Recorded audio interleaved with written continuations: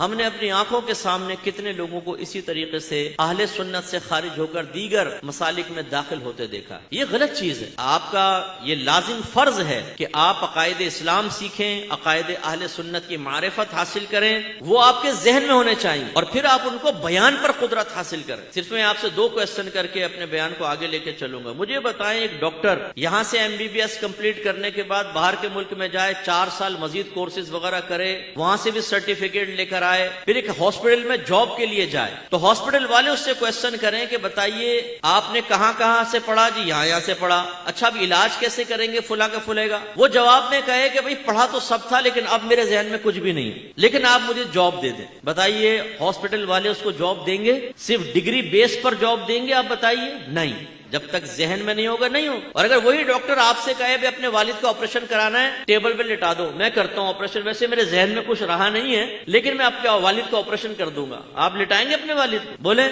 نہیں. اس کا مطلب ہے وہ ڈاکٹر باقاعدہ اس نے ڈگریز حاصل کی ہیں, وہ باہر سے پڑھ کر آیا ہے, وہ سرٹیفکیٹس دکھا رہا ہے, لیکن جب ذہن میں کچھ نہیں تو آپ کہتے ہیں کہ تمہارے پاس کچھ بھی نہیں. ذہن میں ہوگا تو کچھ ہے, ورنہ. تو خلاصہ کلام یہ ہے کہ اگر ذہن میں کچھ نہ ہو تو یاد رکھیں کچھ بھی نہیں ہے. بس آپ کی اگر ایک فیکٹری ہو, آپ اس میں ایک اکاؤنٹنٹ رکھنا چاہیں تو بھئی آڈٹ وغیرہ کرے گا. ایک شخص آئے, وہ کہے کہ جی میں اکاؤنٹنٹ ہوں, آپ کہیں اچھا آڈٹ کر کے بتاؤ کیسے کرو گے, اور وہ کہے کہ پڑھا سب ہے لیکن اب کچھ بھی ذہن میں نہیں, لیکن آپ مجھے جاب دے دیں. کیا آپ اس کو جاب دیں گے؟ بولیے. وہ سرٹیفکیٹ پیش کرے, جاب دیں گے؟ نہیں. اس کا مطلب یہ آپ ذی شعور ہیں. یاد رکھیں جب تک یہاں کچھ نہیں ہوگا سمجھ لیں کچھ بھی نہیں ہے آپ کے پاس. اور میرا مشاہدہ اکثر یہ ہے جو اپنے آپ کو ٹنٹن سنی کہتے ہیں نا, ٹنٹن, یہ واقعی صرف ٹنٹن ہوتے ہیں, بچتے رہتے ہیں, ان کے پاس کچھ بھی نہیں ہوتا. اکثر میرا مشاہدہ یہ, چوڑے ہو کے گھوم رہے ہوں گے ہم ہیں سنیت کے ٹھیکیدار, اور ٹھیکیداروں کے ذہن میں کچھ نہیں ہے. میں آپ سب کو چیلنج کرتا ہوں ایک طالب علم کی حیثیت سے, کوئی تکبر نہیں, غرور نہیں, کوئی بڑا پن نہیں, کوئی عجب و خود پسندی نہیں. آپ میں سے جو یہ سمجھتا ہے کہ میں مسلک اہل سنت کی بہترین معرفت رکھتا ہوں, معمولات اہل سنت کے بہترین دلائل جانتا ہوں, جب اجتماع ختم ہو میرے پاس آئیے گا, میں آپ سے 3 کویسچن کروں گا ضروریات اہل سنت کے بارے میں. اگر آپ جواب دے دیں گے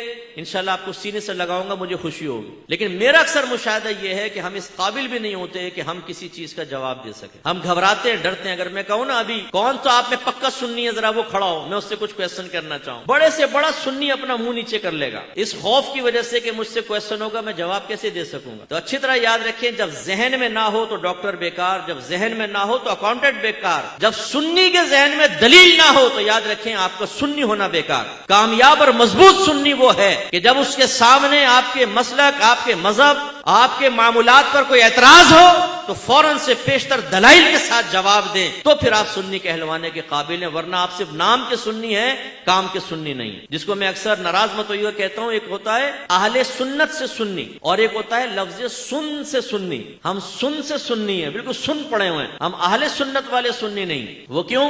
اس لیے کہ سنی اسے کہتے ہیں جو اہل سنت کے عقائد مانتا ہو, ان عقائد کا حامل ہو. شیعہ کسے کہتے ہیں؟ جو اہل تشیع کے عقائد رکھتا ہو.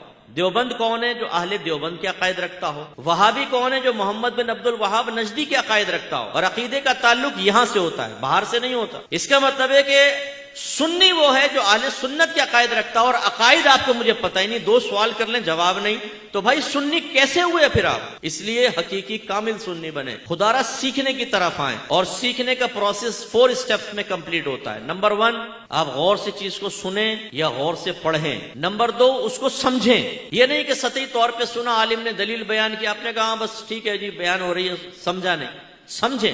نمبر 3, اسے ذہن میں محفوظ رکھیں, یاد ہونا چاہیے. اور نمبر 4, آپ اس کو بیان پر قدرت حاصل کریں. جب تک یہ 4 سٹیپس آپ کو حاصل نہ ہو, سمجھ لیجئے کہ آپ نے کچھ بھی نہیں سیکھا. اس لیے میں آپ سب سے گزارش کرتا ہوں, خدا را اپنے مذہب کو سیکھیں, معمولات اہل سنت کے دلائل حاصل کریں, ضروریات اہل سنت کی صحیح معرفت حاصل کریں, اور مضبوط سنی بنے تو آپ کا ایمان مضبوط رہے گا. ورنہ ایک دلیل آپ کو ہلا دے گی, ایک دلیل. میں نے دیکھا ہے کہ جو 30 سال سے اہل سنت سے وابستہ ہیں, بیوی کو 3 طلاقیں دی تو وہ